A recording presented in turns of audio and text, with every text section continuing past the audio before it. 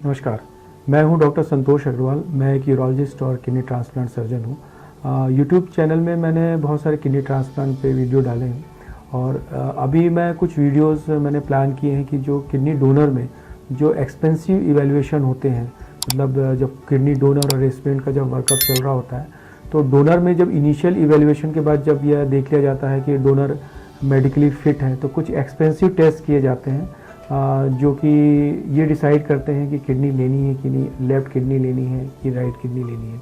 तो इन expensive test में एक टेस्ट होता है सीटी रीनल एंजियोग्राफी। जब इनिशियल इवैल्यूएशन हो जाता है और डीटीपीए स्कैन करके ये डिसाइड हो जाता है कि दोनों किडनी अच्छी काम कर रही है, तो सीटी रीनल एंजियोग्राफी टेस्ट कराया जाता है। इस सीटी रीनल एंजियोग्राफी का क्या पर्पज़ होता है, क्यों किया जाता है और कैसे किया जाता है, क्या रिस्क होते हैं, इस वीडियो में मैं इस बारे में आज डिस्कस करूंगा। तो जैसा सीटी रीनल एंजियोग्राफी नाम से पता चलेगा कि सीटी मतलब यह एक प्रकार का सीटी स्कैन होता है, रीनल मतलब किडनी का, एंजियोग्राफी मतलब खून की नसों का। जैसे हार्ट की एंजियोग्राफी होती है हार्ट की खून की नसों के बारे में पता करने के लिए, वैसे रीनल एंजियोग्राफी होती है किडनी की खून की नसों के बारे में पता करने के लिए। और यह एंजियोग्राफी सीटी स्कैन की मशीन के माध्यम से की जाती है। जब भी सीटी रीनल एंजियोग्राफी की जाती है तो पेशेंट को खाली पेट बुलाया जाता है और यह कोई प्रीवियस हिस्ट्री तो नहीं है, एलर्जिक हिस्ट्री तो नहीं है, कॉन्ट्रास्ट रिएक्शन की, यह पता किया जाता है। क्योंकि जब भी सीटी स्कैन किया जाता है तो एक कैनुला लगाकर उसमें कॉन्ट्रास्ट इंजेक्शन दिया जाता है या डाई दी जाती है, और वह डाई सबसे पहले वह लंग्स में जाती है, फिर हार्ट में जाती है, फिर वह हार्ट उसको किडनी में पंप करता है। जब किडनी में यह ब्लड जाता है या डाई जाती है तो किडनी की जो ब्लड वेसल्स होती हैं, मतलब खून की जो धमनी और शिराएं होती हैं, जिनको इंग्लिश में हम आर्टरी और वेन कहते हैं, उसकी इमेज ली जाती है सीटी स्कैन के द्वारा।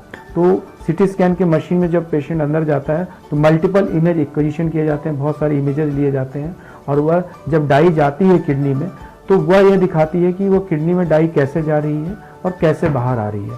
तो जो खून की नस जो ब्लड को अंदर लेके जाती है किडनी में, उसको हम बोलते हैं आर्टरी, और जो खून की नस बाहर खून लेके जाती है उसको हम बोलते हैं वेन। तो ये रीनल आर्टरी और रीनल वेन कहलाती है। और सीटी रीनल एंजियोग्राफी में हम इसी चीज़ की स्टडी करते हैं कि दोनों किडनी में, राइट और लेफ्ट किडनी में, कितनी रीनल आर्टरी है, कितनी रीनल वेन है, उनकी मोटाई कितनी है, लंबाई कितनी है, आपस में रिलेशन कितने हैं।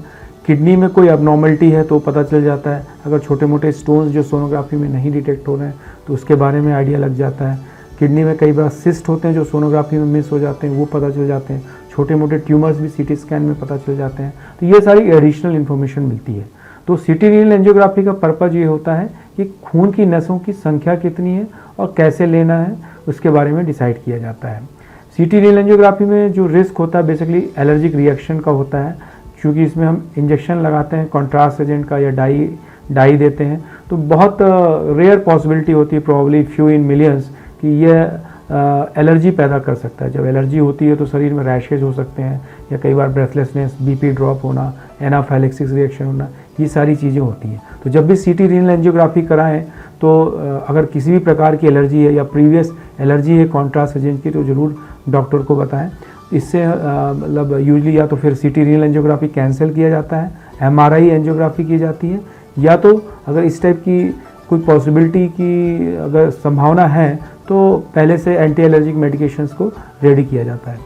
तो आशा करता हूँ इससे आपको सीटी renal angiography kidney transplant donor में क्यों किया जाता है इसके बारे में जानकारी मिलेगी।